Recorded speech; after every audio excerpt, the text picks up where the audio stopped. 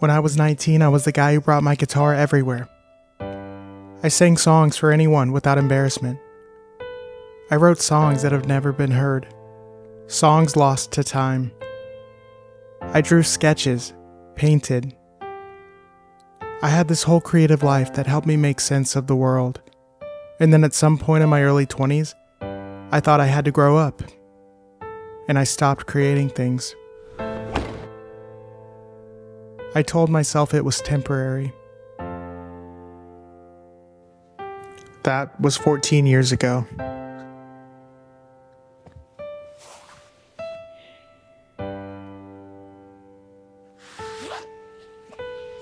This video is about what happens when you finally stop telling yourself it's only temporary.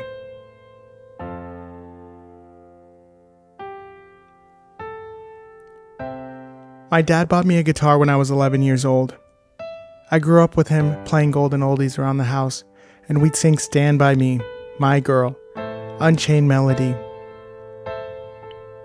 I thought it was corny at the time, but now I remember every lyric as I sit on my couch with a pen and a songbook and wonder if I'll ever be able to write something so memorable that would have a family singing in their living room 50 years from now. 50 years from now. When the world has forgotten about people who would write their own words, paint their own pictures, stay up all night with their friends and marvel about the endless possibilities that every day held. I used to do these things.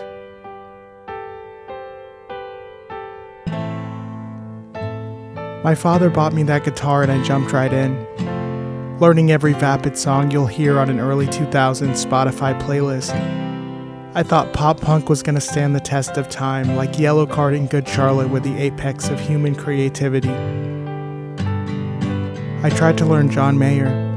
My fingers hurt from trying to stretch my still growing hands between frets, willing for just a few more centimeters. I played Why Georgia, still one of my favorite songs to this day. Am I living it right? Am I? I grew up creating things. I shaped Play-Doh in my hands, built castles one Lego block at a time.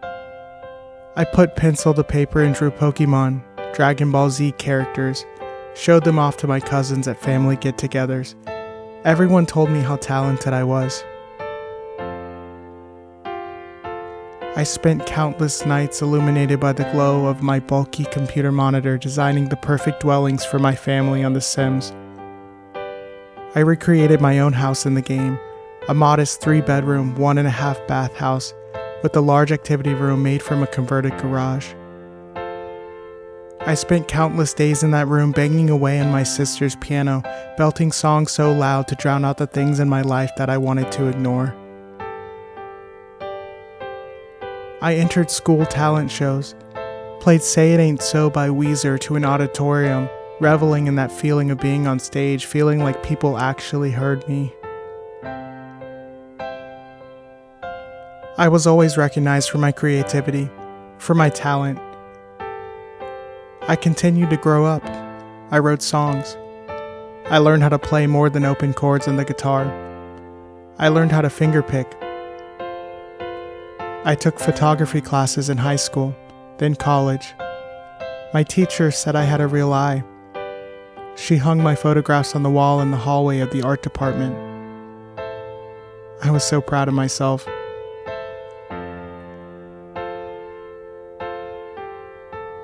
Film was at every corner of my childhood.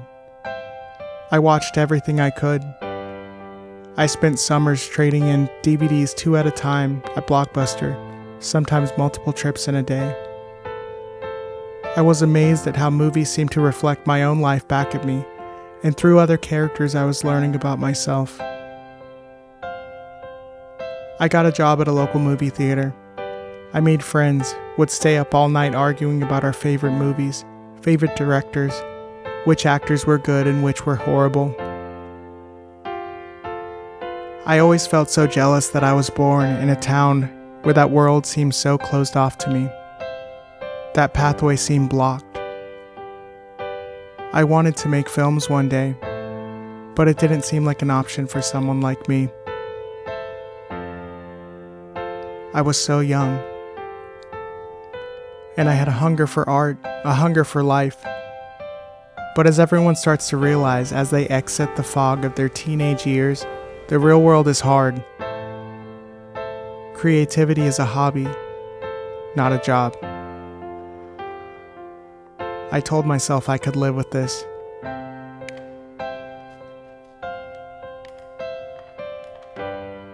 I went to school to get a real job, and I did. That was almost 14 years ago. At first, I tried to at least keep my creative juices flowing. Through the shift work, the overtime, the stress. I joined a cover band singing Don't Stop Believing to a rowdy crowd night after night, only to get home at 3 a.m. and have to wake up in a few hours to go to my real job. It only lasted a few years before I had to quit the band. Had to focus on my career. My body couldn't handle the late nights anymore. I went through phases of sketching, painting, trying to keep my hands busy. Tried to water that dying plant that had been thriving when I was a kid, but was now shriveled up from years of neglect. Eventually, even that came to an end though. I surrounded myself with expensive things. I thought that if I was going to trade all my time for money, I damn sure was going to enjoy it. I bought a Mustang, then a BMW. I built a PC that I rarely play games on. I bought furniture from Restoration Hardware, $40 hand soaps. I even bought a house, which seems so long ago. Sold last year, traded for a rental townhouse, which will soon be gone as well as I start on my next journey. I tried to handcuff myself to the life I had chosen, as my creative side was struggling to get free. I could have been somebody. It hurts to say it, but I know I could have. I'm not saying I could have been successful. I don't know if my art would have been seen by millions. I don't care about that. I could have been somebody to myself. I could have been somebody that I'm proud of.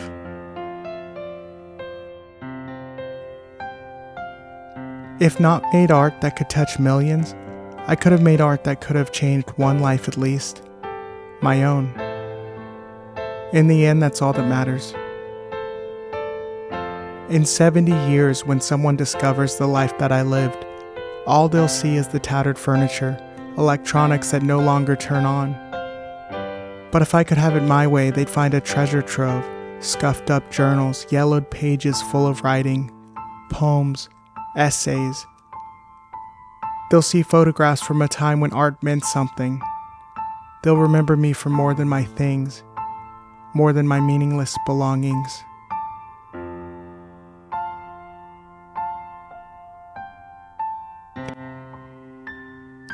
That's what I'm doing now. I've decided I can't do it anymore. My body said no before I even did. Everything inside me changed this year. I'll tell that story one day, but for now just know that this was not a choice. I'm living the life now at 36 that I should have lived when I was 22. I put my life on hold for 14 years. Now I wake up in the morning to no alarm for the first time. I have nothing that I have to do. The days are mine and I don't know how I'm going to spend them yet, but we're going to find out together, you and me. I know I can't be the only one who feels this way, where years of your life just fly by before your eyes. I had to stop the train before I rode it to the last station, because that last station isn't a place I want to visit.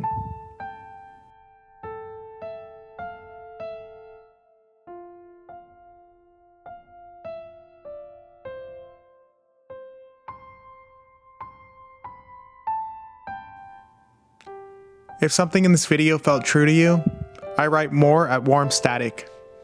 It's a newsletter where I go a little deeper. The link is in the description.